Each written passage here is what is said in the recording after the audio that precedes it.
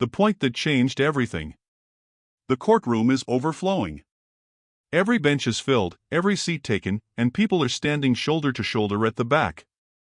The air buzzes with tension, the kind that makes your heart pound before anything even happens.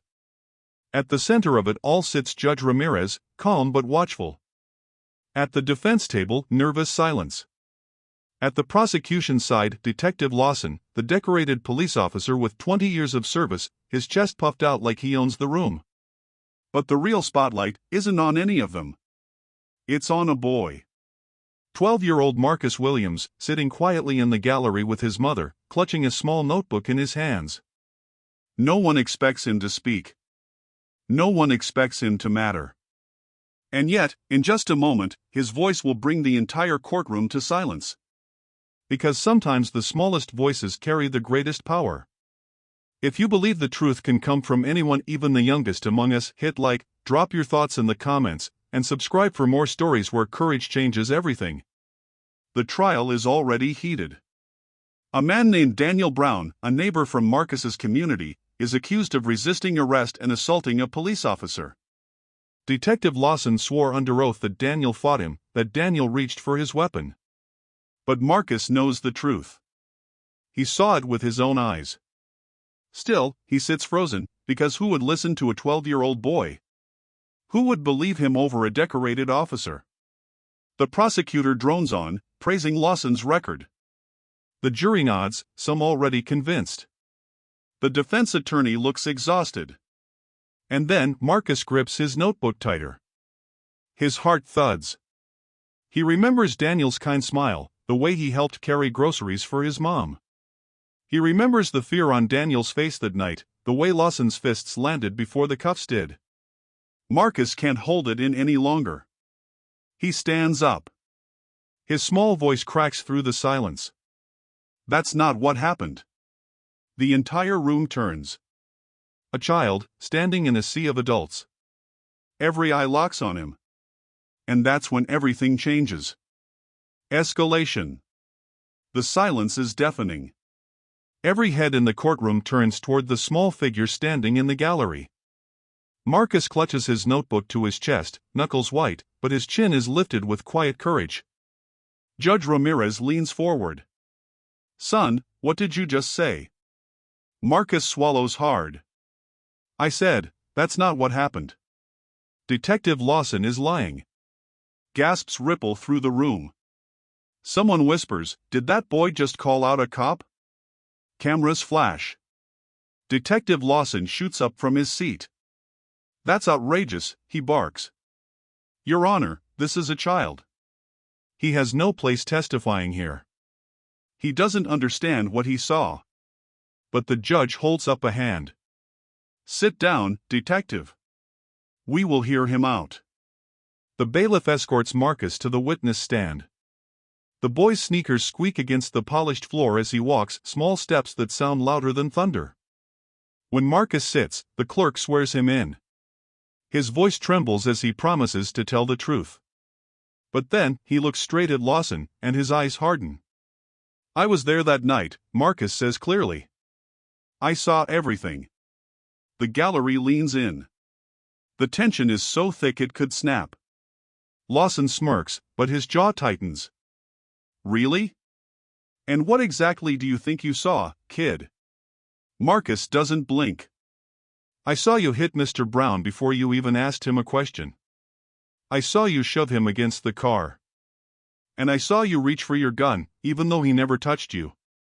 The room explodes. Murmurs, gasps, and shouts collide. The judge slams the gavel. Order! Order! Lawson's face reddens. This is insane.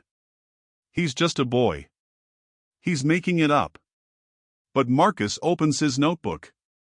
His hands shake as he flips to a page covered in careful handwriting. I wrote it down that night, he says. The time. The place. The words you shouted. Everything. The defense attorney bolts upright. Your Honor, we request to submit the boy's notes as evidence. The judge nods slowly. Accepted. Mark it Exhibit F. Lawson stares, jaw slack. This was not part of his plan. And what happens next will shock everyone in that room. Turning point and reveal. The bailiff takes Marcus's notebook and hands it to the clerk. Pages filled with dates, times, and words in a child's careful script. Every detail of that night written down. Judge Ramirez adjusts her glasses. Detective Lawson, the boy's testimony directly contradicts yours. Do you wish to respond? Lawson laughs, but it's hollow. Your Honor, with all due respect, you can't seriously consider the scribbles of a 12-year-old over a decorated officer with 2 decades of service. But Marcus isn't done. He leans forward. There's more. Gasps. The judge nods. Go on, son. Marcus pulls a small device from his pocket. A recorder. Old, scratched, but still working. I was scared, Marcus says. So I recorded it, just in case. The room erupts. Reporters leap from their seats. The defense attorney nearly drops his pen. Judge Ramirez gestures quickly. Play it. The bailiff presses a button. Crackling audio fills the courtroom. First, Lawson's voice. Don't move, punk. You people never learn. Then Daniel Brown's voice, shaking. I'm not resisting. Please. And then, the thud of fists. The sound of struggle. The harsh clang of handcuffs. Every note Marcus wrote matches the tape. Word for word. The courtroom is frozen. You could hear a pin drop. Judge Ramirez turns slowly toward Lawson. Her voice is like steel. Detective Lawson, would you like to explain how this child's recording matches the events you swore under oath never happened? Lawson's face drains of color. His lips move, but no sound comes out. The jury stares. The gallery leans forward. And Marcus, the smallest person in the room, sits taller than everyone else. One reporter whispers, "This just destroyed him." Another mutters, "His career is over." But the truth was about to come out even louder. And when it did, there would be no way back. Justice and fallout. Detective Lawson shifts uncomfortably, sweat trickling down his temple. For the first time, the man who always towered over others looks small. Judge Ramirez's gavel slams down.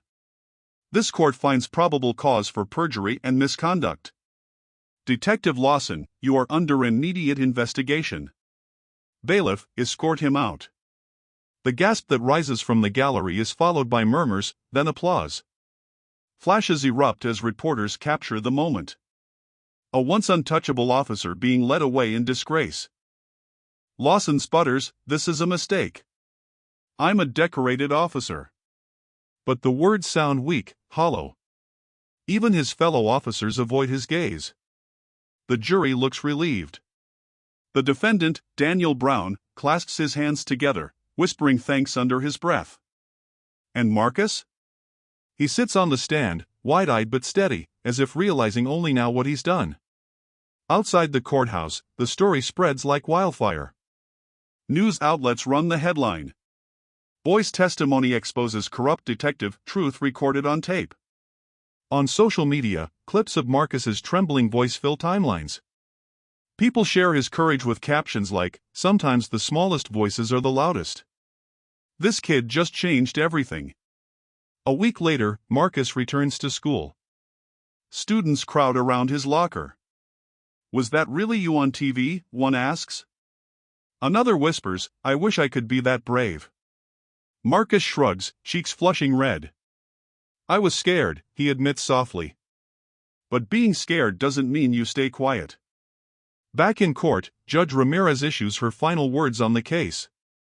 Justice was nearly silenced by power and lies. But courage, no matter how small, brought the truth to light.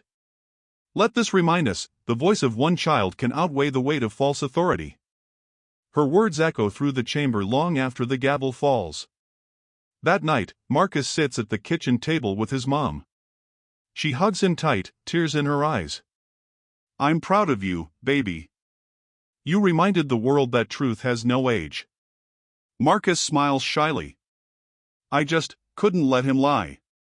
And with that simple sentence, the boy who thought no one would listen proved that sometimes the smallest voices carry the greatest power.